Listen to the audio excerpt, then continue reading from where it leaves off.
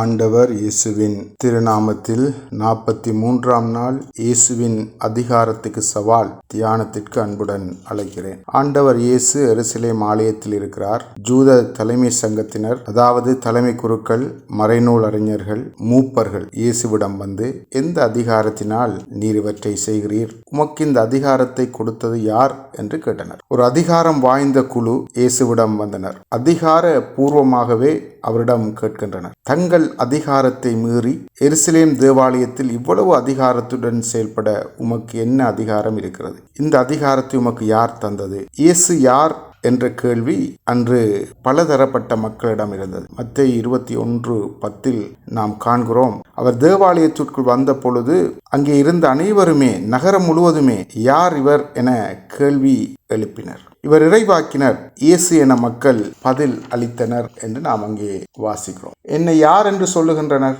நீங்கள் என்னை யார் என சொல்கிறீர்கள் என இயேசு கேட்டார். இவையெல்லாம் அன்று எழுந்த கேள்விகள். மக்கள் மத்தியில் பலவாறான புரிதல் இருந்தது. இங்கு தலைமை சங்கம் குழம்பி போன ஒரு நிலையில் இவரை குற்றம் பிடிக்க வேண்டும், அதன் மூலம் இவரை இல்லாமல் ஆக்க வேண்டும் என்ற தீவிர சிந்தையுடன் இங்கு செயல்பட்டனர். இயேசு பதில் கேள்வி கேட்பதன் மூலம் அவர்களின் வாயை அடைத்தார். ஜோவானின் திருமுழுக்கு மூலமாக அவர் எழுப்பும் கேள்வி, ஜோவானின் திருப்பணி இயேசுவிற்கான வழியை ஆயத்தப்படுத்துவது. திருமுழுக்கின் வெளிப்பாட்டில் கூட நாம் இதை காண்கிறோம். இவர் என் அன்பார்ந்த மைந்தன், இவர் பொருட்டு பூரிப்படைகிறேன் என்று வானத்தில் இருந்து ஒரு குரல் கேட்டது. எனவே அது ஒரு சாட்சி. இவர்தான் கிறிஸ்து, மேசியா, கடவுளின் மகன் என்பதன் அடையாளம். இது அன்று அறிவிக்கப்பட்ட உண்மை. அதையும் மீறி இங்கு இவர்கள், நீர் யார்?